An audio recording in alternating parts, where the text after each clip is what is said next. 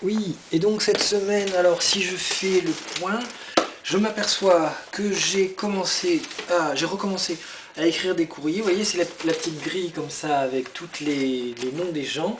Et puis à chaque fois que j'envoie un courrier, entre les 12 courriers, parce que c'est depuis mars de l'année dernière, je voulais envoyer un courrier par mois à tous les gens que je m'étais dit que je voulais leur envoyer un courrier. Et ça fait 12 mois, presque 13 mois. Et il y a des gens qui ont été intelligents, qui m'ont envoyé des timbres, et ça, c'est, je remercie pour eux, parce que ça leur permet de pouvoir recevoir le courrier plus facilement. Évidemment, je privilégie les gens qui m'ont écrit, ça c'est normal. C'est pas vrai, je suis pas fou comme ça, non, je fais comme ça vient en fait. Toudou, c'est la vidéo de la semaine.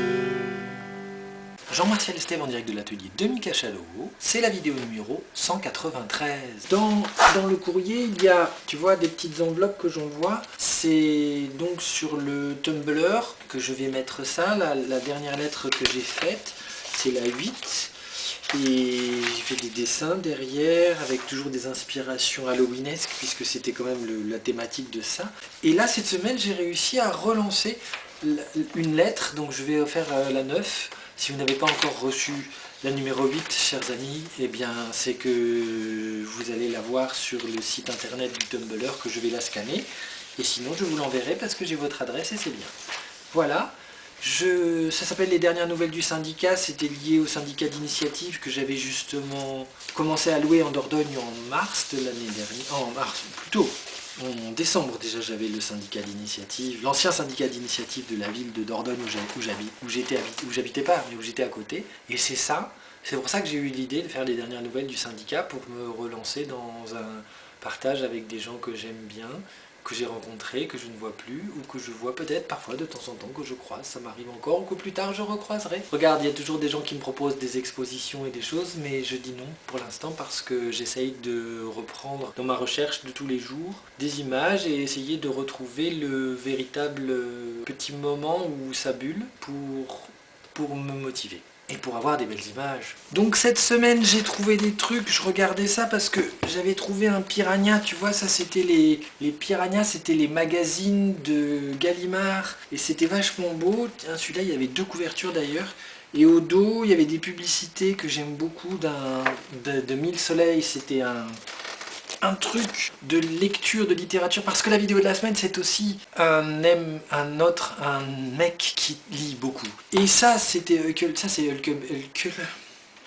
j'arrive pas à le dire mais vous le dites mieux que moi, voilà, et c'est après Tom Sawyer qu'il a écrit ça, et ça c'est le mystère de la chambre jaune. En fait je vous montre cela parce qu'il faut vous montrer les couvertures, et je sais, et je crois savoir, et j'aimerais savoir, que je recherche à travers cette furieuse folie d'aimer les livres et les couvertures de livres et tout ce qui a trait souvent aux années 80-90, c'est de voir que j'ai usé mon œil, non, j'ai donné, voilà, c'est le graphisme, enfin c'est la recherche du graphisme, et c'est le désir de reproduire des choses et de reprendre l'image à un moment. Bonjour Janine, bonjour Denis. J'ai vraiment un goût pour l'image, mais je ne sais pas encore par quel bout je peux changer ma vie et redevenir l'auteur que j'étais, le joyeux producteur d'images. Et c'est ça que je me demande, par quel bout retrouver la joie. Et j'ai un moment donc de retour avec les petites choses que j'aime,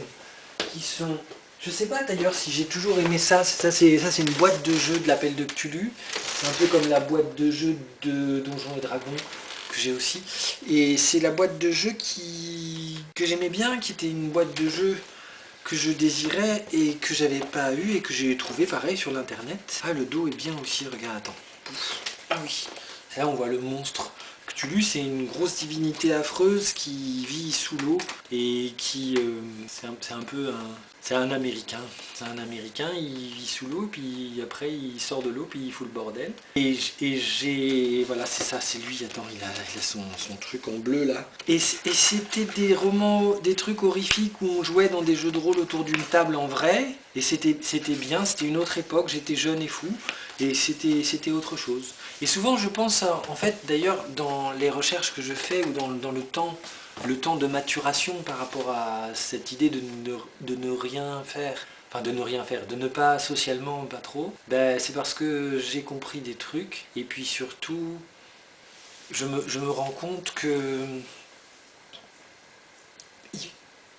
il y avait une lacune d'éducation assez colossale quand même, que c'est parti de là. Parce que j'aurais aimé avoir des parents qui m'expliquent un petit peu et qui me disent, tu sais, tu peux aussi laisser venir, ça va, c'est bien. La construction d'une éducation et à la fois la construction d'une personnalité, c'est beaucoup de travail hein, quand on y songe. Allez, c'est la vidéo de la semaine.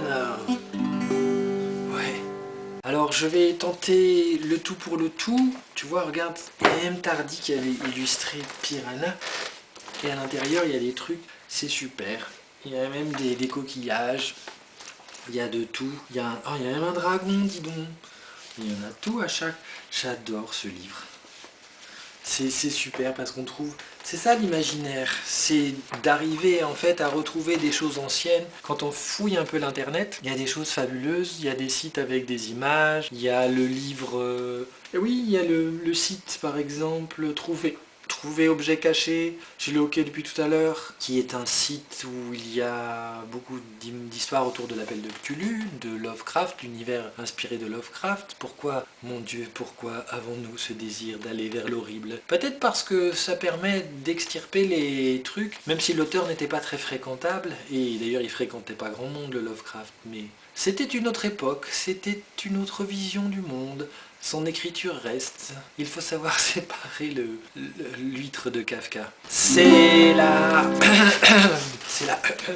Merci d'avoir participé à la vidéo 193. N'hésitez pas à cliquer sur le bouton si le cœur vous en dit. Et commenter des choses si jamais vous avez une idée de quelque chose à dire, contrairement à moi. À bien vite. Un mec qui lit beaucoup.